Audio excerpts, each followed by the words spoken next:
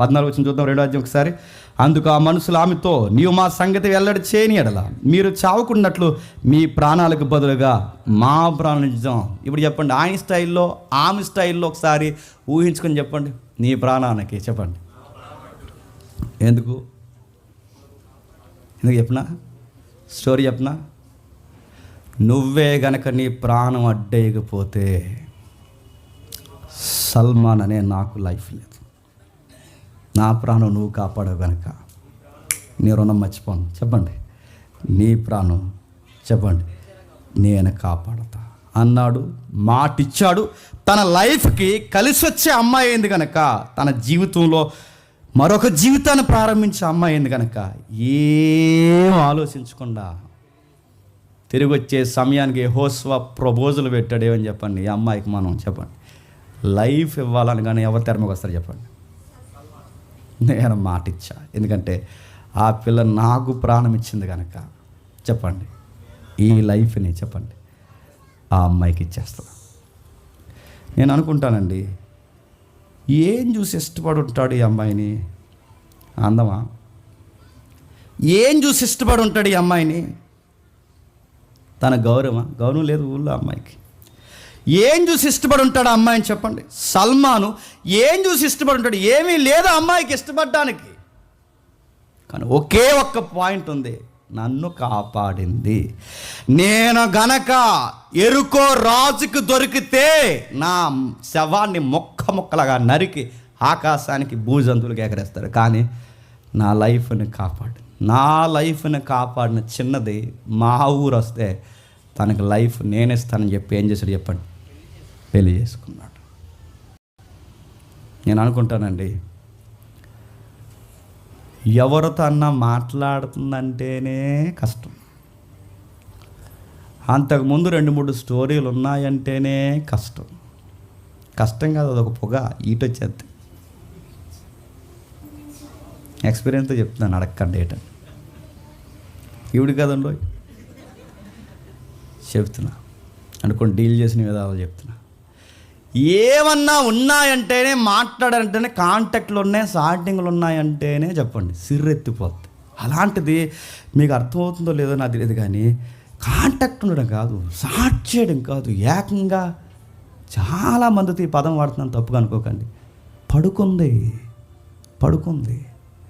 చాలామందితో అమ్మాయి పడుకుంది. అలాంటి పడుకున్న అమ్మాయి, పడుపు వృత్తిగా మార్చుకున్న అమ్మాయిని ఏం చూసి లవ్ చేసావు? ఒక్కటే చూశాను, నా దేవుడిని బాగా నమ్ముతుంది.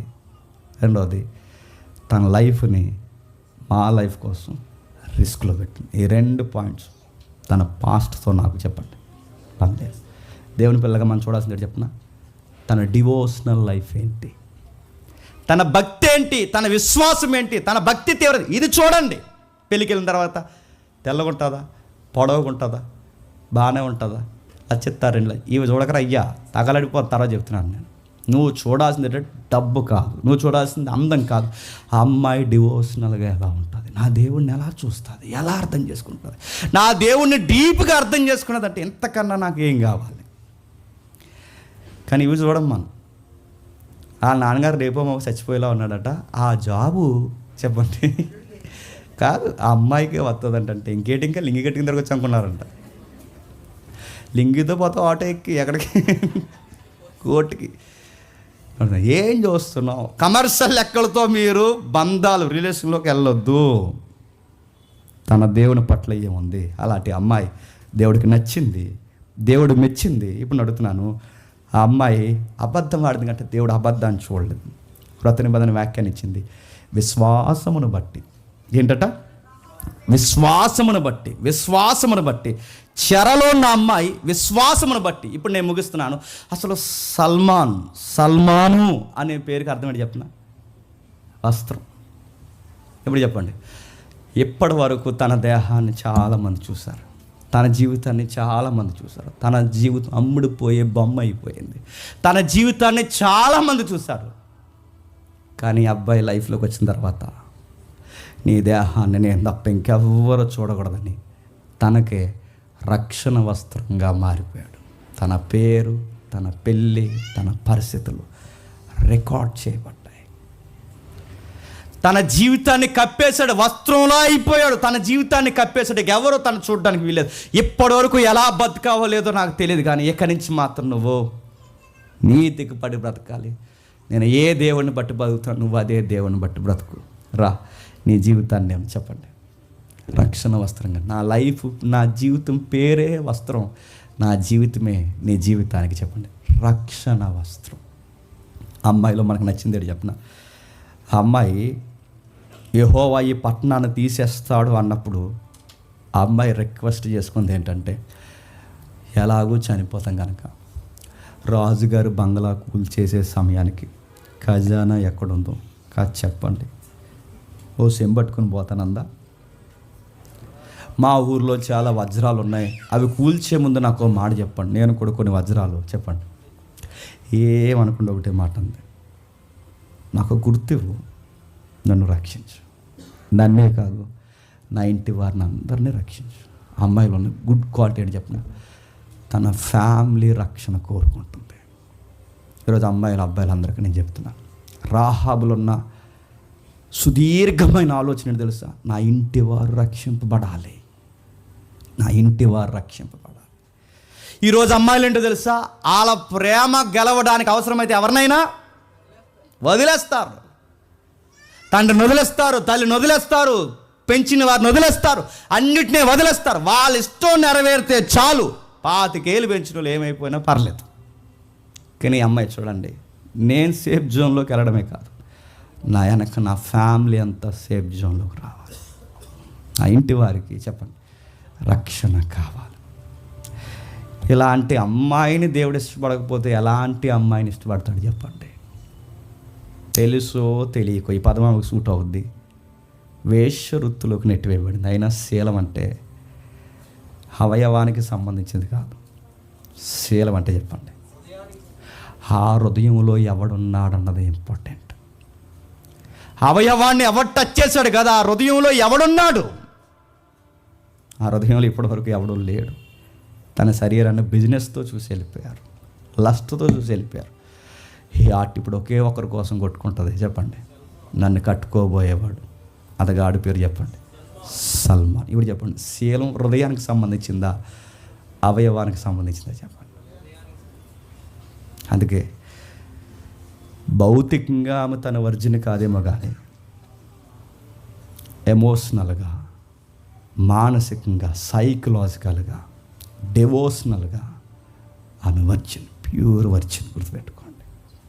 అందుకే ఆయన చూసింది చెప్తున్నా, బాహ్య సంబంధమైన కన్యత్వాన్ని చూడలేదు కానీ చెప్పండి, అంతరంగంగా నీలో ఎంతమంది దేవీ దేవతలు ఎలాగైతే మీ నమ్మకాల మీద పడ్డారో, ఎంతమంది పురుషులు ఎవరైతే నీ నమ్మకాల మీద పడ్డారో, కానీ ఇన్ని నమ్మకాల మధ్య, ఇన్ని ఆకర్షణల మధ్య నీ గుండె నా దేవుడి కోసం కొట్టుకుంటుంది చూసావా. నీ గుండెలో ఎవరున్నారు? రాహాబు, మా దేవుడు ఉన్నాడు.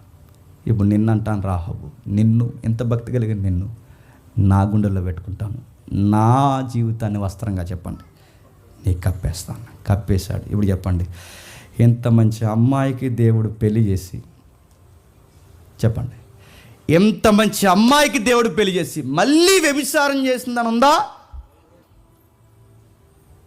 అవసరతల కొరకు, కుటుంబ పరిస్థితుల కొరకు ఆ రోజు వ్యభిచారం చేసింది. ఇక నువ్వు వ్యభిచారం చేయాల్సిన పని లేదు. నీకు యువరాజు వస్తున్నాడు, యువరాజు. ఆ యువరాజు పేరు సల్మాను.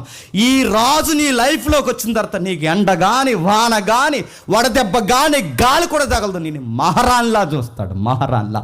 దేవుడు తాను కలిసి నీకు ఇవ్వబోయే బహుమానం బంగారం లాంటి బిడ్డ. బోయాజ్ నెంబర్ 1 క్యారెక్టర్ ఉన్న కుర్రాడు మీకు పుడతాడు, పుట్టేశాడు. ఇప్పుడు చెప్పండి, ఇంత పెద్ద స్టోరీలో రూతమ్మ బోయాజ్ స్టోరీ ముందే వీళ్ళ తల్లిదండ్రుల స్టోరీ ఇంత బాగా నడిచింది అన్నప్పుడు మీకు ఎలా అనిపిస్తుంది తెలియదు. కానీ రాత్రి నాకు చదువుతున్నప్పుడు, ఇవి రికార్డ్ చేస్తున్నప్పుడు రాహాబు ఎంత ధన్యురాలు అనిపించింది. ఇప్పుడు చెప్పండి, దేవుని సంకల్పంలో సమస్త భూమి నాదే, సమస్త దేశాలు నావే, ఈ దేశాలు నాకు కావాలి. ఎలా కావాలి ప్రభు అంటే, నేను తీసుకుంటాను. నాకు కావాలన్న నా ఫీల్ నా దగ్గర తెచ్చుకోవడానికి నాకు ఉపయోగపడే మనుషులు కావాలి. ఆయన సంకల్పంలో ఉపయోగపడిన మనిషి సల్మాన్. అటు నుంచి దేవుడికి ఉపయోగపడిన మనిషి రాహాబు. వీళ్ళిద్దరు ప్రేమ కలయిక, వీళ్ళిద్దరి యొక్క వివాహ సంబంధం అన్యజాతిని ఇశ్రాయేలు జాతిని ఏం చేసింది చెప్పండి? కలిపేసింది. క్రీస్తు వంశవృక్షంలోనే అన్యులు కూడా ప్రవేశం ఆ రోజే జరిగిపోయింది. ఇంత స్టోరీ నువ్వు ఎందుకు నడిపించే ప్రభువా ఆ రోజు నుంచి అంటే, భవిష్యత్తులో దేవుడు క్రీస్తు ద్వారా ప్రపంచాన్ని అటు ఇశ్రాయేలీల్ని యూదుల్ని అన్యుల్ని చెప్పండి కలపబోతున్నాడు. ఇది దేవుని సంకల్పం, ఆయన దయా సంకల్పం. ఆయన సంకల్పంలో సుదీర్ఘమైన ఆలోచన. మత్తయి సువార్త మత్తయి సువార్త రాసేంత వరకు ఎంత నడిచిందని మనకు అర్థం అవట్లేదు. కానీ మత్తయి పుట్టక మునిపే, లూకా పుట్టక మునిపే, నువ్వో నేను పుట్టక మునిపే, మానవుడు అన్నవాడు పుట్టక మునిపే ఎవరెందుకు పుట్టాలో, ఎవరెక్కడ బ్రతకాలో, ఎవరెవరు ఏం చేయాలో, ఎవరిని పెళ్లి చేసుకోవాలో, ఎవరెవరి జీవితాల్లోకి ఎవరు వెళ్ళాలో అన్నీ పక్కా ప్లాన్ చేసే కథనాన్ని నడిపించిన దేవుడు ఎవరు చెప్పాడు? మన దేవుడు, మన బైబిల్ దేవుడు. ఆయన పేరు సైన్యములకు అధిపతి యెహోవా. అంత గొప్ప దేవుడు ఉన్నాడు. తన లైఫ్ స్టోరీ మార్చేశాడు.